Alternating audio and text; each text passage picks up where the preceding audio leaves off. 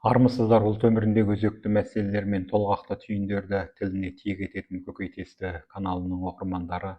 Біз бүгін ұлт мәдениетіне, ұлт әдебиетіне қатысты бір тақырып туралы сөз қозғағымыз келіп отыр. Себебі қазақ халқы өзінің мәдениетін, өзінің әдебиетін насихаттау жолында және өзінің ұлттық құндылығын сақтап қалу жолында кездескен қиыншылықтары аз емес. Әсіресе өткен ғасырда қазақ ұлтынан шыққан небір мықты азаматтар қазақ халқының мәдениетін, әдебиетін сақтап қалу үшін және ұлттық құндылықтарды ұрпақтан ұрпаққа жалғау үшін, яғни алдыңғыға мұрагер, кейінгіге бұйдагер болу үшін көптеген жұмыстар тындырды. Солардың бірі Сұлтан Қожықов десек, оның Қыз жібек фильмі бүгінге дейін қазақша фильмдердің ішіндегі ең шоқтықты туындысы болып отыр. Қазақ кино саласының алтын қорына сақталған осы кино жайлы да әңгімелер аз емес. Мен бүгін Астана ақшамы газетінің өткен тігінділерін ақтарып отырып, дәл осы Қыз жібек фильміне қатысты Нұрғиса Тілендиевтің айтқан бір әңгімесін көріп қалдым. Сондықтан да осы әңгімені оқырмандардың назарына ұсыну үшін Қыз жібек фильмі жайлы біраз деректерді сүзіп, оны да қосып оқырмандарға ұсынуды жөн көріп отырмыз. Өйткені біз экран алдында отырып Қыз жібек фильмін 2 сағат ішінде оп-оңай көре салғанымызбен, оның артында қазақ халқының қаншалық қажыры, қаншалық құлшынысы жатқанын көп адам түсіне бермейді. Әсіресе қазақы дәстүрден сән, қазақы мәдениеттен мән кеткен бүгінгі ұрпақ үшін Қыз жібек фильмі тым қызықсыз сезілуі мүмкін. Бірақ Қыз жібек фильмі сол кезде қазақтың мәдениетін, қазақтың өрі деңгейін дәріптеудегі өте маңызды, өте керемет фильм болған еді. Бірақ кеңестік идеологияның кесірінен кесіліп, күзеліп, оқырманға жол тартты. Қыз жібектің алғашқы нұсқасы Аққу деп аталған. Кино түсірілгенге дейін фильм сценарийі 1944 жылы жазылған, 1967 жылы жаңа сценарий ретінде таңдалған. Фильмді түсіру үшін қазіргі күні кездеспейтін 8 қанатты, 10 қанатты шаңқан үйлер арнайы жасалған, кейбір ат әбзелдерін және де көне бұйымдар ел ішінен жиналған. Әрбір кадрды түсіру үшін Гүлфайыр сияқты атақты суретшілер сызып, одан кейін барып оны фильмге айналдырған. Жібек рөліне 400-ге жуық үміткерден хат келіп түскен, олардың ішінде 15 қыз ғана іріктеуден өтіп, тек Қыз жібектің серіктері ретінде таңдалған. Режиссерлер жібек ролына лайық қызды таппай ұзақ іздейді. Алматының нөмірі 66 мектебінде 10 сынып оқып жүрген Меруерт Өтекешеваны режиссер Ғазел Мағауина студияға ертіп келген. 1969 жылы 4 сәуірде Көркем сурет мәжілісі фильмнің алғашқы түсірілген материалын талқылапты.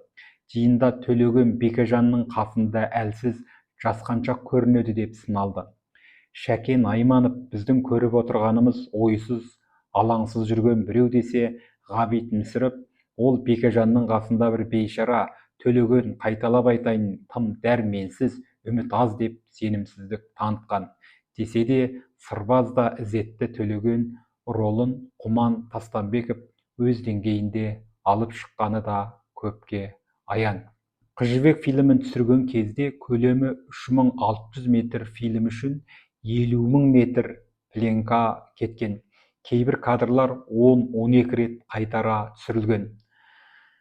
Қазақтың кең өлкесінің көркем бейнесін барынша әсем көрсету үшін Ұлытау, Ақтау, Алтай, Жайық, Іле жағасы, Қарқаралы, Алатау табиғаты түсірілген. Жалпы Қыз жібек фильмі түсіріліп болғаннан кейін Сұлтан Қожықов дұшпанына да тілемес күй кешті дейді білетіндер. Небәрі 46 жастағы режиссердің шашы буырыл тартып, осы фильмді түсіріп жасау кезінде 10 жасқа қартайып кетіпті.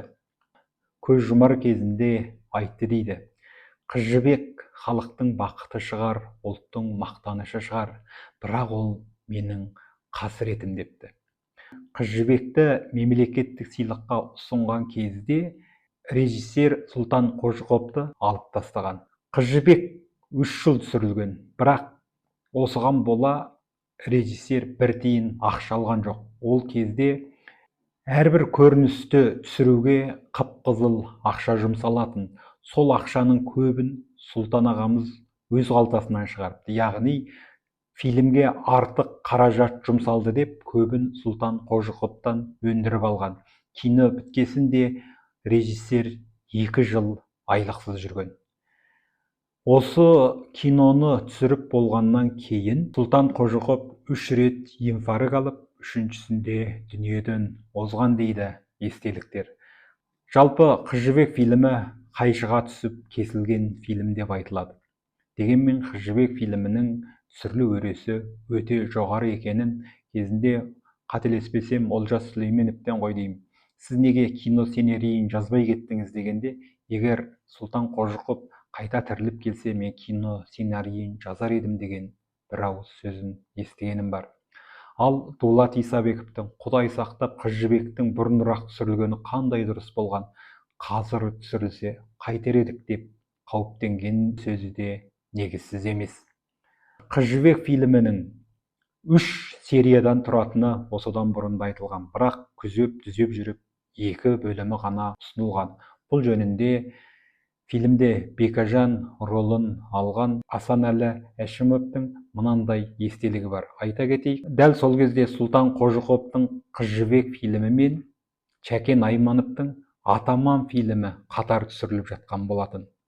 Атаман фильмінде Қасымхан Шәдияровтың ролын ойнаған Асанәлі Әшімов Қыз жібек фильмінде Бекежанның ролын ойнады. Яғни түске дейін Бекежанның ролында ойнап, ат үстінде самғаса, түстен кейін заманауи кинода, яғни Қасымхан Шәдияровтың ролын сомдады. Бір уақытта 2 бірдей кейіпкердің ролын сомдады. Сол Асанәлі атамыз Қыз жібек фильмі туралы мынадай ойын бөліседі. Саптаяққа ас құйып, сабына қарауыл қойған заманда ұлт рухын аспандататын фильм түсіру қайдан оңай болсын. Ол күндерде бір шеге шығару үшін де Мәскеумен ақылдасатын еді ғой. Бақылау өте қатаң болды, әсіресе өнерге келгенде. Әу баста Қыз жібекке рұқсат алудың өзі қандай азапқа түссе, оны экранға шығарар кезде аса қырағы кеңестік цензураның 2 шоқып бір қарауы бүкіл түсірілім тобының жанкешті жұмысын жоққа шығарумен бірдей болды. Әсіресе Бекежан бастаған қазақ қолының қалмақ көрен жасағы мен алапат айқасы аяусыз қидаланды. Оның себебі қазақ жасағының саны орыс фильмдеріндегі, мәселен Александр Невский жасағынан көп болып кеткен.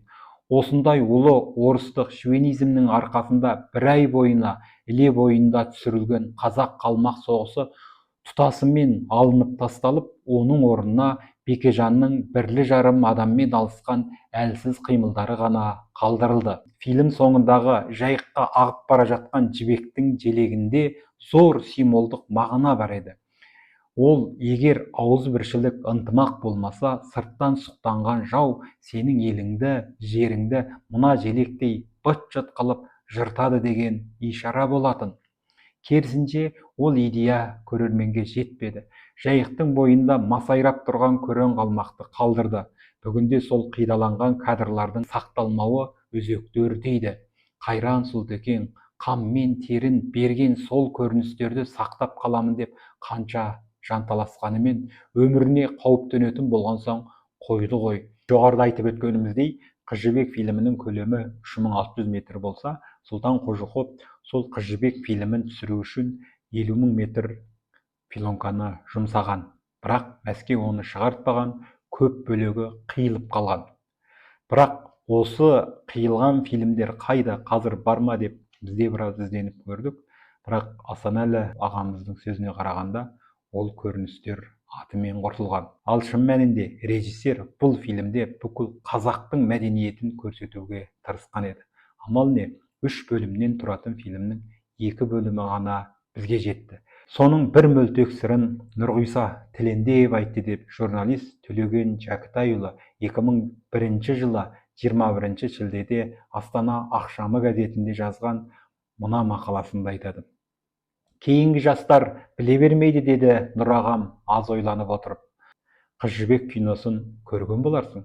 Басында ол 3 серия болатын. Күні бүгінге дейін көз алдымда 68-69 жылдары Қыз жібек фильмін түсіруге қызу кірістік. 2 жыл жаз айын Ақмоладағы Қорғалжын көлінде өткізгеніміз бар. Қорғалжынның Шалқар айдынында топ аққумен бірге жүзген күндеріміз болған. Қайығымызды қамыспен бүркемелеп алып, тәулік бойы сол аққудың жанынан шықпаушы едік. Аққу дегеніміз құстың төресі ғой, шіркін, өте бір таза, тәкаппар құс. Аққудың үні қандай? Біз аққудың сол ерке сыңқылын қаз қалпында магнитофон таспасына түсіру үшін қанша бейнеттендік. Қорғалжынның қалың басасына таланып, қалтылдақ қайық ішінде бұғып жатып, аққу үнін қол созым жерден тыңдайтынбыз. Ал бір аққуды тобынан бөліп, жеке түсіреміз дегеніміз бос әурешілік болып шықты. 2 жаз жүріп, айдында жалғыз жүрген аққу көрінісін кино лентаға түсіре алмай мысымыз құрыды. Қамыс құрақтан сан түрлі қақпан жасап, қанша амал қолданғанымызбен олардың жұбын жазу, қақпалап жек алып шығу мүлде мүмкін емес екен. Ақыры ештеңе өндіре алмасымызға көзіміз жеткен кез болатын. Бір күні біздің бағымызға әлдеқайдан жалғыз аққудың ұшып келмесі бар ма? Бейне бұл дүниенің қызығын тәрк еткендей күн ұзаққа айдың ортасында жеке дара қалқып жүргені? Сірә сыңарынан қапыда айырылған мұңлы аққу біздің іздеп таппай, көлден жасай алмай жүргенімізде осы еді ғой. Сонымен қойшы, осындай зор ізденіс, үлкен еңбектің арқасында 70 жылы фильм дайын болды. Содан комиссияның сарабына жіберілді, белгіленген күні көрсетілді де. Қазіргі қойылымдағыдай емес 3 сериялы ұзақ фильм. Сонда кино жүріп жатқан кезде Ғабит ағаның саңқ еткен дауысы күні бүгін құлағымда жаңғырып тұрғандай. Фильмде Төлегеннің осындай ұлан байтақ жеріміз бар, сол жерге сия алмай жүрген жоқпыз, сиіс алмай жүрген жоқпыз ба дейтіні бар ғой. Ілияс Есенберлин фильмнің әдеби көркемдік жағын қараушы еді. Әлгі сөзді Ілияс ағамен ақылдаса отырып мен кіргізген едім. Себебі сол тұста бастары аса бірге қоймай жүрген қазақ азаматтарына мұндай сөздің айтылуы қажет еді. Ал көркем фильмде оның әсері айрықша. Ілияс аға бұл ойымды 2 сөзге келмей қобалған болатын. Міне өзі жазған сценарийде жоқ, осы сөзді естігенде Ғабекең: «Әй, мына былдырақпай сөз қайдан келген?» деп саңқ ете қалды. «Ілияс әй, бұл сенің ісің бе?» деді бірден Ілияс ағаға шүйлігіп. Мен шыдай алмадым, дереу орнымнан атып тұрып: «Ғаба, бұл сөзді енгізген мен едім» дедім. Ол кісі маған жақтырмай қарап кекесін үнмен: сенің бұл жаққа қандай қатысың бар?» деп мысқылдай сөйледі. «Музыкаңмен бола бермейсің бе?» дегені. Сондай даудың туарын біліп, іштей даярланып келген мен: «Қатысым болғанда қандай?» деп оңайлықпен көнбес түр көрсетіп едім. Ғабең сөз таластырып жатпастан: «Жоқ, болмайды, мұндай былдырақпай киноға жіберілмейді» деп қолын бірақ сермеп. Оның үстіне фильмнің соңғы бөлімінде Сансызбайдың ержетіп жібекті іздеп келіп үйленетіні бар еді. Орталық партия комитетінің идеология хатшысы Имашев оны көргенде: «Мыналарың совет идеологиясына мүлде қарсы кино» дегенді айтып, фильмді тоқтатты да тастады. Кино студиядан көңілім құлазып қайтты. Біраз уақыт еш нәрсеге зауқым болмай дел-сал жүрдім де қойдым. Содан бір күні Дариға жеңгелерің айтып қоймаған соң Димаш ағама бардым. Өнер адамдарын қатты құрмет тұтатын Димекең мен дегенде жаны қалмайтын. Алайда ол кісіге арызданған ештеңем жоқ. Бар болғаны киноны көріп пікіріңізді білдіріңізші дегенді айттым. Орынды өтінішке сылтау айту, қарсылық білдіруге жоқ ағам, менің көзімше көмекшісін шақырып алып, алдағы аптада 2-3 сағат уақытын сол киноны көруге бөлуді ескертті. Бірер күннен соң барып көрді де, дән риза. Мұндай фильмді неге ұстап, несіне дауласып жүрсіңдер? Рас, соңғы серияны алып тастау керек шығар. Ал өзгесінен Свет идеологиясында келер зиян жоқ, көп ұзамай жарыққа шығарған жөн дегенді айтты. Сөйтіп, парасаты мол, ұлттық мәдениеттің жанашыры Димаш ағамыздың қолдауымен Қыз жібек киносы құйрық жалы күзелсе де жарыққа шықты. Қыз жібек фильмінің көпшілік біле бермейтін осындай да тарихы бар. Бұдан басқа да хикаялары жетерлік депті. Міне көріп отырғаныңыздай, Қыз жібек фильмі біз қазір 2 сериясын көріп жүргенімізбен, оның 3-ші бөлімінде Сансызбайдың қыз жібекті іздеп келіп, қазақ дәстүрі бойынша әмеңгерлік жолмен үйленетіні бізге жетпей қалған. Яғни, қазақтың бірегей мәдениетін, керемет үгітін, насихатын жасайтын Қыз жібек фильмі күзеліп, тырнақ ішінде түзеліп бізге жеткен.